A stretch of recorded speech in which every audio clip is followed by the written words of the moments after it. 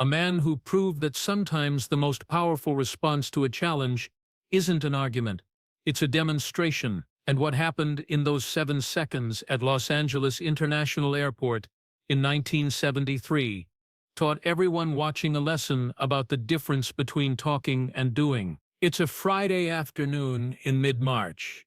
The year is LAX Terminal 3 is experiencing the usual chaos of spring break travel season. Families with restless children occupy every available seat. Business executives hide behind newspapers. College kids sprawl across the industrial carpet with their backpacks serving as pillows. The entire terminal smells like that distinctive airport combination: overcooked coffee, jet fuel seeping in from the tarmac, and recycled air filtered through decades of industrial ventilation. The PA system delivers its monotone announcements: flight departures, gate changes, delays.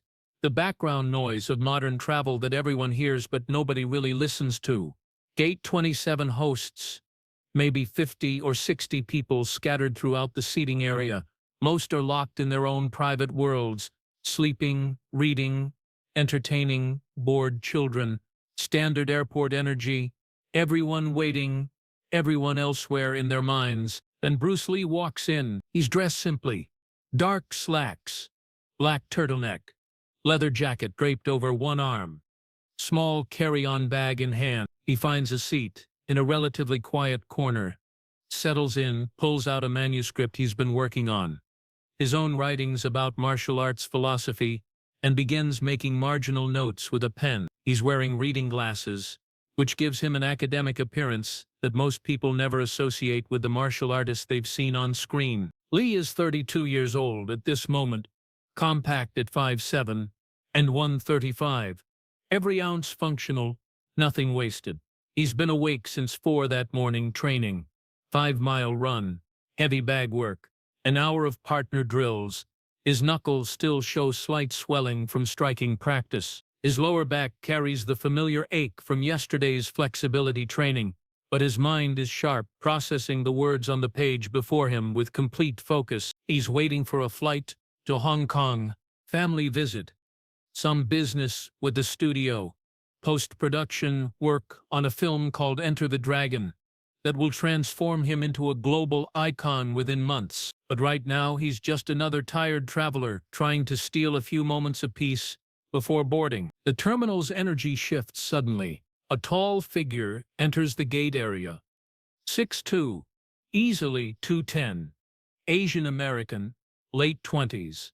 He's wearing a white judo gi, the traditional training uniform, with a black belt cinched around his waist. The belt shows wear, frayed edges that speak to years of use rather than recent purchase. This isn't costume. This is a practitioner who's logged serious training hours. His name is Robert Chen. 6-degree black belt, 15 years of dedicated practice, regional competition placements. He runs a judo school in West Los Angeles. These aren't empty credentials. This is a legitimate martial artist who's built his entire adult life around his discipline. Robert's guy is clean, but his hair remains damp from recent training. He carries his gym bag with purpose, head up, shoulders squared, the physical confidence of someone who knows they're exceptionally good at something specific. He's heading toward Gate 28, right next door, when his eyes land on Bruce Lee sitting there reading. Recognition is immediate. Even before Enter the Dragon's release, Bruce Lee has a recognizable face. Television appearances, martial arts demonstrations that made news, guest spots on various shows. He's not a megastar yet, but he's known especially to anyone in martial arts circles. Robert's expression changes. Not excitement. Not the typical fan reaction. Something harder settles across his features. His jaw sets. His eyes narrow. He shifts his gym bag to the opposite shoulder, squares his stance, and walks directly toward Bruce with clear intention. Other travelers begin noticing. The atmosphere in the gate area transforms. Conversations quiet. Eyes turn toward this imposing figure in traditional martial arts attire, walking with obvious purpose toward the man sitting alone in the corner. Robert stops approximately 5 feet from Bruce. Doesn't speak initially, just stands there, looming, waiting to be noticed. Bruce senses the presence before seeing it. 15 years of training sensitivity means he's never truly unaware of his surroundings. Even while reading, part of his consciousness tracks the environment. He recognizes someone standing close, too close, deliberately close. He looks up slowly, removes his reading glasses, sets them down on the manuscript.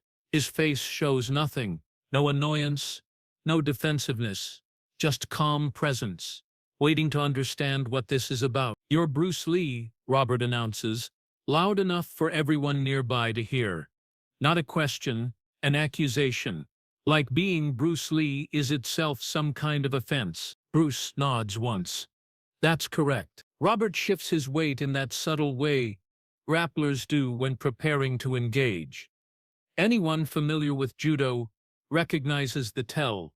He's getting ready. "I've watched your work," Robert continues, projecting his voice across the gate area. "People are definitely paying attention now. The television shows, your demonstrations." Bruce waits, says nothing. "Kung Fu is worthless," Robert declares, louder now, ensuring everyone hears, against legitimate martial arts. Judo, wrestling, actual combat disciplines. Kung Fu is just choreography. Movie fighting. It wouldn't last 10 seconds against a real judoka. The gate area falls silent. 50 people collectively holding their breath. Bruce studies Robert for a long moment. His expression doesn't shift. No anger rises to meet the challenge. No pride demands defense. Just calm assessment. Reading Robert the way he'd read any opponent, looking beneath the surface words to understand what's actually happening here. And he sees it clearly. This isn't really about Kung Fu versus Judo. This is about Robert needing to validate something to himself, to the watching crowd, maybe to the entire martial arts community that's been discussing Bruce Lee's revolutionary approach to fighting, maybe to traditional practitioners who feel threatened by Bruce's philosophy of absorbing what's useful and discarding what isn't. This is about fear. Fear that everything Robert has dedicated 15 years to learning might not be sufficient. Fear that Bruce's approach, blending styles, rejecting tradition for effectiveness, prioritizing what works over what looks correct, might actually be right. And if Bruce is right, what does that mean about Robert's 15 years in that jive? Bruce understands this completely. He's encountered it before. Traditional martial artists who feel threatened by his ideas, who need to prove their way is the only way, who can't separate their art from their identity. He could argue, could explain that he respects Judo deeply, that grappling disciplines are essential, that his own system incorporates wrestling and throwing techniques, that he's never claimed Kung Fu is superior, just that every art contains both value and limitations. But words won't reach Robert. Not now, not with 50 witnesses and Robert's ego demanding public validation. Bruce closes his book, sets it on the adjacent seat, stands slowly. No aggressive movement, no threatening posture, just standing, meeting Robert as close to eye level as 5'7" can manage against 6'2". He speaks quietly but clearly. Everyone in the silent gate area hears perfectly. "Show me." Robert blinks. "What?" "Show me that Kung Fu won't work against Judo." Bruce's voice remains soft, but carries complete certainty. "You're making a claim. Demonstrate it. Show me." Robert wasn't prepared for this. He expected argument, or retreat, or anger, not acceptance. A businessman nearby interjects nervously. "Hey, maybe we shouldn't." Bruce raises one hand gently. "It's fine. We're just having a discussion. Nobody will be hurt." The way he says it, so calm, so certain, like he's already witnessed how this concludes. Robert sets down his gym bag. Other travelers scramble backward, creating space. Some are excited. This beats anything on television. Some are nervous. Violence in an airport could escalate badly. An elderly woman pulls her grandson closer. A security guard 2 gates away notices the developing situation and starts walking over, but he's 50 yards distant. Whatever happens will happen before he arrives. Robert moves into the cleared area, drops into proper judo stance, feet shoulder width, knees bent, hands positioned and ready. 15 years of muscle memory settling into practiced form. He looks formidable, confident, prepared. Bruce doesn't assume any fighting stance, just stands naturally, feet in normal position, hands relaxed at his sides, breathing calm, like he's still just waiting for his flight, not about to demonstrate anything. This infuriates Robert more. The apparent disrespect, the lack of fear, the absolute confidence. "Put your hands up," Robert says through clenched teeth. Bruce shakes his head slightly. "I don't need to." "Then you'll lose." "Show me." Robert moves.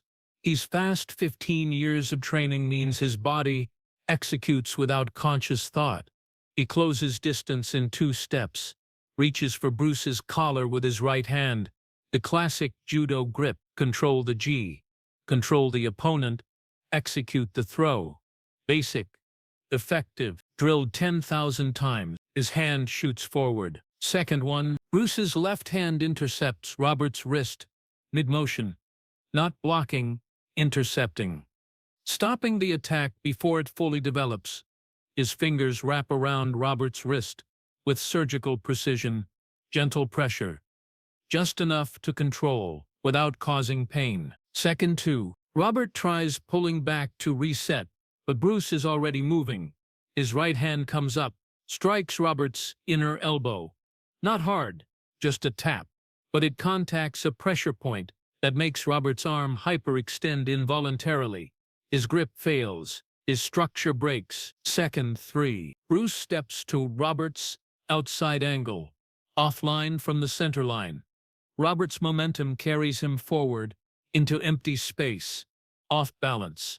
His training screams to recover, plant his feet, reset his stance, but Bruce doesn't allow it. Second four, Bruce's right foot sweeps Robert's lead leg. Simple technique, basic sweep, the kind taught in first-year judo classes. But timing is everything. Robert's weight is transitioning. His balance is compromised. The sweep finds the exact moment where resistance becomes impossible. Second five. Robert's base vanishes. He's falling. 15 years of ukemi. Fall training kicks in automatically. His body knows how to fall safely. Tuck the chin. Slap the ground to distribute impact. Protect the head. But Bruce controls the descent. His left hand still holds Robert's wrist. His right hand moves to Robert's shoulder, guiding the fall, ensuring Robert lands safely. Second six. Robert hits the airport carpet on his back. Not hard. No injury. Just flat. Controlled. Bruce's knee is on his chest. Not full weight. Just position. Just controlled. Bruce's left hand pins Robert's right wrist to the floor. His right hand hovers near Robert's throat. Not touching. Not threatening. Just positioned. Second seven. Bruce says quietly. Only Robert can hear. "Do you tap?" Robert stares upward. His face is crimson. Not from physical exertion. From embarrassment. From shock.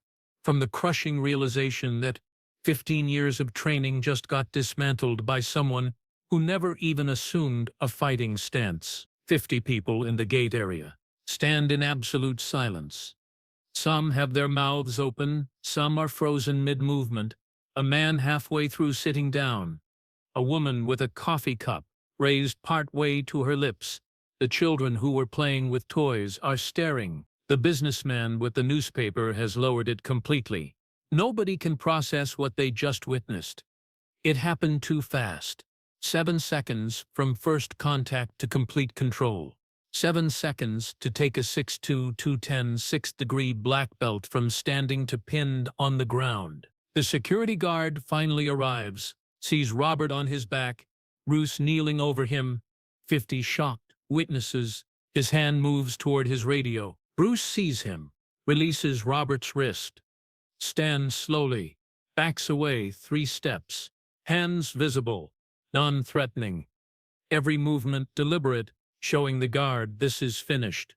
No danger. Robert remains on the ground for a moment, staring at the ceiling tiles, processing.